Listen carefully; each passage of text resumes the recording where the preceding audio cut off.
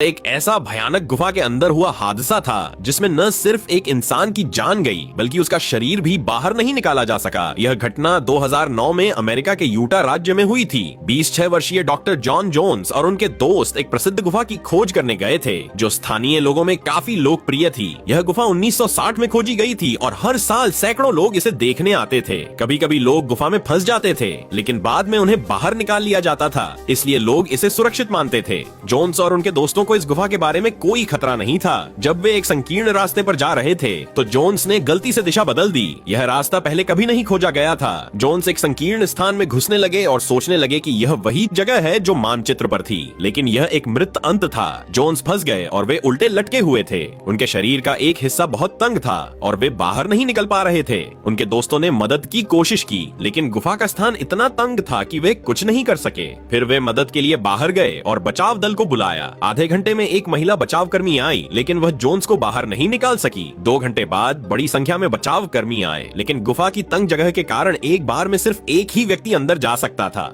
बचाव कर्मियों ने रस्सी का इस्तेमाल करने की कोशिश की, जैसे पहले एक 14 साल के लड़के को बाहर निकाला था, लेकिन जोन्स की लंबाई और आकार के कारण वे उसे बाहर नहीं निकाल पाए। अगर उसे बाहर लाने के लिए उसके पैर तोड़े जाते तो उसकी जान भी जा सकती थी। इसके अलावा गुफा में ऑक्सीजन की कमी हो रही थी और बचाव कर्मियों ने उसे ऑक्सीजन और एक संचार उपकरण दिया। जोन्स के परिवार ने उससे बात की और उसे जीवित रहने के लिए प्रेरित किया, लेकिन एक हादसे में स्लाइडिंग उपकरण गिर गया और बचाव कर्मी घायल हो गए। फिर बचाव कर्मी बाहर निकल गए। इसके बाद 100 से अधिक बचाव कर्मी मौके पर पहुंचे लेकिन गुफा इतनी तंग थी कि वे कुछ नहीं कर सके। जब अंततः बचाव कर्मी जोन्स तक पहुंचे तो उन्होंने देखा कि वह अब जिंदा नहीं थे।